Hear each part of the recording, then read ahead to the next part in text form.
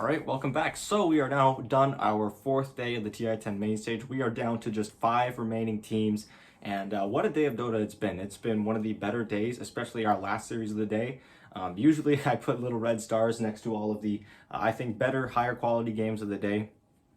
From a viewer's perspective, obviously that means more intense back and forth games. And I have, as you can probably tell, put a very large red star next to our Virtus Pro versus Team Spirit series, which, spoiler alert, if you don't want to know who won, just click off the video right now if you don't want to see it. Definitely watch that series if you haven't watched it yet. And if you only have time to watch one game from that series, watch game 3. This has been your spoiler alert. I'm going to get into it right now. That series was fantastic. That was really intense, especially since I'm kind of a fan of both teams. It was a little bit nerve-wracking. I was more rooting for Team Spirit in this one. So I was pretty happy with the outcome with Team Spirit winning that 2-1. But, of course, that was our last series of the day, so we're going to get into that a little bit later. So starting off, we had Team Spirit playing their first series of the day against the 2-time defending champions OG. Honestly, I had no idea what to expect. I knew that OG was playing a little bit below average throughout this main event. They kind of got destroyed by Team Secret in the upper bracket, but it looked like they kind of got their mojo back when they made it back to the lower bracket. But Team Spirit just showing how resilient they are and how much they've grown since they really got here. They are really coming into the underdog. They just barely didn't make it to TI based on points. They made it in through their qualifiers, and then they almost didn't make it through their qualifiers. I think they took that grand finals against Gambit or some team like that, or Empire maybe. Took it to 5 games, but they made it here. They had a rough start to the group stage, and look at how far they've come already. And yeah, so they had a hell of a series. OG really looked good in game 1, though. They had a good thing going for them. They didn't necessarily have the best kill scores, necessarily, but it didn't really matter because Sumail was huge. Sumail was playing his classic Tiny until one one dangerous fight that they took deep inside of Team Spirit's base, where they ended up getting skewered inside the Team Spirit fountain. And after that, one thing leads to another. When you get your hard carry that's like pretty much your entire team's net worth and kill lead on brought into the enemy fountain and killed in there, you kind of start losing control of the game, and that's exactly what happened. So Team Spirit staying composed. Collapse MVP of this series by far. His Magnus was insane. He was just showing that he was able to play more than just a Tidehunter and a Mars, which is what OG first face banned in both games. So yeah, a fantastic game for Team Spirit. They were able to hold. They were able to punish OG when they were maybe diving a little bit too far. We all know that OG loves fountain diving in the fountain, but I don't think they were really intending it on doing it right there. And then in game 2, I think this was just a game that OG was just being a little bit too stubborn in the draft. They kind of got destroyed, like I said, by Collapse's Magnus, and they just left it in the pool again. And the first 5 picks, and that's not even including the bans. The first 4 or 8 picks, including the bans, plus the next pick for Team Spirit being the Lion, those were all the same as they were the game before. So I think OG was maybe just being a little bit too stubborn. They weren't really addressing the problems. They were more just saying like, hey, we'll let them do this again. We just know how to beat it now, which is not something unusual for OG. They've shown that they can really overcome some of these obstacles, but it just didn't look like it was there. Game 2 was a lot rougher for them. It looked like Team Spirit was really just riding that momentum ever since that one fateful play in game 1. And overall, it just ended up being a fantastic game for Team Spirit. It was just a really, I won't say overly one-sided, but it was a dominant performance. It looked like OG just couldn't really exit the map anywhere, and they were really just having a hard time. So with that, OG, the 2-time defending champions, are officially eliminated. They did do pretty well for themselves. They made it 7th and 8th place, no shame in that. Obviously, I'm sure a bunch of fans or anyone were expecting maybe a little bit better than that. But they finished 7th and 8th place. They earned themselves just over $1 million. And Team Spirit moves forward in the bracket where they would end up facing Virtus Pro, their region rival. Notably, Team Spirit had lost both of their series against Virtus Pro in the DPC season. They were one of the only teams to actually take games off of Virtus Pro. Virtus Pro in both of those seasons combined only lost 3 games, and 2 of those were to Team Spirit, but they just weren't quite able to beat them in the series.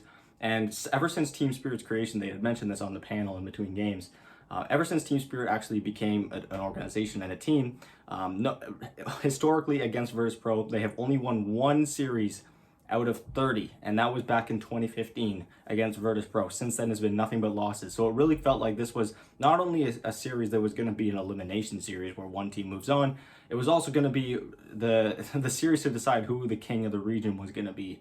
And, you know, which team was actually going to be representing Eastern Europe, which team was going to be the bigger team moving forward. And so I was super excited for this one. But of course, before that series, we had Vichy Gaming versus T1, which again was another pretty great series. T1 in game one, I think that was one of the best games they've ever played. It was just showing how diverse they've come, they're able to play, how far they've come. You know, if you had told me before the tournament that 23 Savage was going to be playing a Razor, and not only that, but just some non-conventional, non-hard carry, like non-super hard late game carries for the most part, and having success with it, I would have been a little bit skeptical. But man, he was looking really good on those carries. He played Razor today, like I mentioned. And yeah, this was one of the best games that T1 has played to this point. Their team fighting coordination, their stun locking coordination was just beautiful. And yeah, this was a well-deserved win. In game two, they were riding off of that momentum. They once again get off to a strong start in this game. But things start to slowly fall apart for them. They kind of run into a brick wall once they get to a certain point in the game, namely when Beastmaster gets his Helm of the Overlord, because he takes that creep that buffs everyone's HP by 15%. All of a sudden, T1, who was doing pretty well for themselves in the early part of that game, getting a lot of pickoffs, not really taking a whole lot of map control, which is probably what ultimately led to their demise, but they were getting a lot of pickoffs, and eventually it just got to the point where they just did not have the damage. They just were not able to get any more kills, and just slowly but surely they just got picked off. And they were playing against a Luna lineup.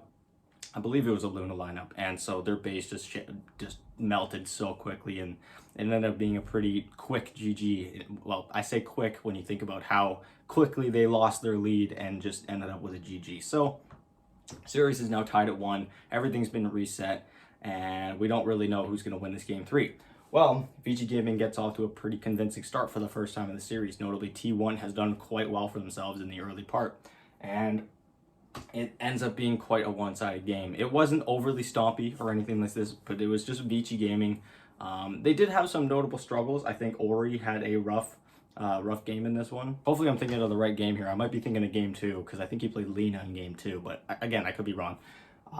But yeah, Vichy Gaming just looked solid. They again just had a solid execution of their draft. They knew exactly what they needed to do at the right times. They knew that some pickoffs that they had against them weren't necessarily going to be backbreakers.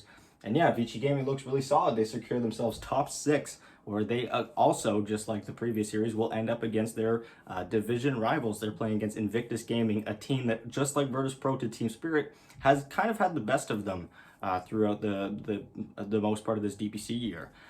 Every single time Vichy Gaming and Invictus Gaming have met in a DPC format, Invictus Gaming has been the one coming away with a win, other than the wildcard stage at the We Play Animajor, where Vichy Gaming 2-0'd Invictus Gaming.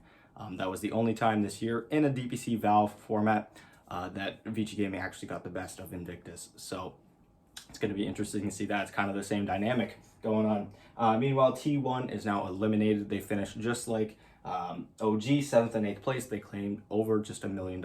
And this was a pretty solid tournament for T1. I definitely, just like OG, maybe some disappointments. I personally was thinking maybe they would make top 6. But at the end of the day, T1 going home, I think they should be incredibly proud of themselves. They've come a long way. They've shown that they're able to play a lot of diverse strategies, like I've mentioned, but it just unfortunately was not enough, because the competition in this tournament is insane. The amount of great teams that are here is insane. And yeah, definitely, again, nothing to be ashamed of. And hopefully they can maintain the roster, as they are definitely, I think, in my opinion, the top team of the region, Southeast Asia. And finally, getting to our last series, this Goliath of a series, this amazing series. It's unfair that other series have to compare themselves to this one, really. This thing had everything. And it's not like the games were intense or like severely back and forth in every single game, every single moment. I think in game 1 and game 2, we really just saw like just how high level these two teams are. You know, they're from a region that isn't necessarily as high level as some other ones like Western Europe or like China, but man, the quality of the Dota being played in these two games, in all 3 of these games, was fantastic. Again, if you don't have time to check out the whole series, watch game 3, especially if you're just a fan of Dota in general. It was a fantastic game. And yeah, so jumping into it, game 1, we have Team Spirit, and notably, learning from OG's mistakes, Virtus Pro bans out Mars and Magnus, as opposed to Mars and Tidehunter. But that does mean the Collapse gets the Tidehunter. And so he picks it in game 1, and man, he is just like, there's something I noticed with Collapse is that he'll pick these high cooldown, like big ultimate offlaners like Tidehunter and Doom, and he'll just hold it for the first like 25 minutes of the game. That way that they're able to get like 2 or 3 pickoffs, slowly build a lead, but they're holding Ravage the whole time. So it just really deters Virtus.pro from ever wanting to fight them, because they're like, oh, well, we just lost 2 heroes, but they didn't use Ravage, so we still can't just smoke up and go fight them now. So that's something I really noticed with Collapse, is he's really good at holding his spells, and Team Spirit are really good at playing around the fact that they're not relying on those big spells until those late game, those mid game BKB team fights start happening. And that's pretty much exactly what this was. Team Spirit was just, both teams really just playing the map fantastically, and just knowing exactly what they were able to sacrifice at what time. You know, obviously Virtus.pro was playing from behind for the most part in this game. And yeah, this was a fantastic game. Team Spirit ends up winning it off of some fantastic team fights. They get some Roshans, and they're able to win the game off of that. Game 2 is sort of the opposite. I think that this was a more of an outdraft for Virtus.pro. They really had a good thing going for them. It just looked impossible for Team Spirit to fight into Virtus.pro. The Bane pick in particular was a real pick that seems to be getting more and more common as we get our way through this bracket. And it just looked like a huge problem for Team Spirit. They just weren't able to address it. Every time they fought, this Bane was just somewhere in the back in the bushes, just fiends gripping their Terrorblade, and they had to relocate him out every single time. So I definitely think that this was just a really, really well executed game by Virtus.pro. Again, Team Spirit was never really able to take any sort of team fight, even with their big team fight spells like Metamorphosis, Ravage, Relocate, and a hero like Leshrac. They just could not do it. And Nightfall in particular also had a fantastic game on his Ursa. He just got to the point where he did so much damage he just couldn't die anymore. So he as well had a fantastic game. So we head into game 3 now. And this was a nerve-wracking game. This was a lot of back and forth. I won't get into too much of the nitty-gritty. There was a lot of back and forth, very intense team fighting here and there. Every single Roshan spawn was a key point in the game. But eventually the Team Spirit just ends up overpowering Virtus.pro. They get a few crucial kills with their Doom. Collapse, again, having a fantastic series. Collapse has had a fantastic tournament in general. Yatoro as well, Toronto Tokyo, every single one of the players on Team Spirit has had a fantastic tournament. But Collapse today in particular is my MVP for them. He's had himself a real day. So yeah, they get a few crucial kills on some of the Virtus.pro members, notably their, I believe it was GPK's Invoker. They got him. And they just could not withstand Team Spirit anymore. And GG's called. So Team Spirit finally breaks the curse. They finally beat Virtus.pro for the first time in 6 years, for the second time since they've ever become an organization and played against Virtus.pro. So yeah, you know that's got to feel good. They're finally ahead of them. They finally overcome that. And they clinch top 4, where they will face the winner of tomorrow's series, which is Invictus Gaming versus Vichy Gaming. Again, like I mentioned, another division rivalry with one team notably having the best of the other team for the most part. And Virtus.pro is now eliminated, but I think they did quite well for themselves. I personally wasn't expecting them to do super well. I knew that they were a strong team, but they just really had a hard time overcoming some of these better teams, but they've really come into their own. Winning a series in the upper bracket is no laughing matter, and especially against a team like Vichy Gaming. They looked really solid. But they are now eliminated. They finish 5th and 6th place, and they earn themselves $1.4 million. So yeah, like I said, we're down to just 5 teams. We have Invictus versus Vichy Gaming tomorrow. The loser of that will as well finish 5th and 6th place, and then we're down to just 4. We're going to be having our upper bracket finals tomorrow. I'm super excited for that. Team Secret and Teams PSG LGD, probably the 2 strongest and most confident looking teams of this tournament, clashing together in the upper bracket. So I am going to be tuning into that one for sure, as I have been for every other series that's been going on. I've been watching a fuck ton of Dota for the past little while, but regardless, yeah, let me know what you guys think in the comment section down below. As always, which series were you guys watching the most? Which team are you most impressed with?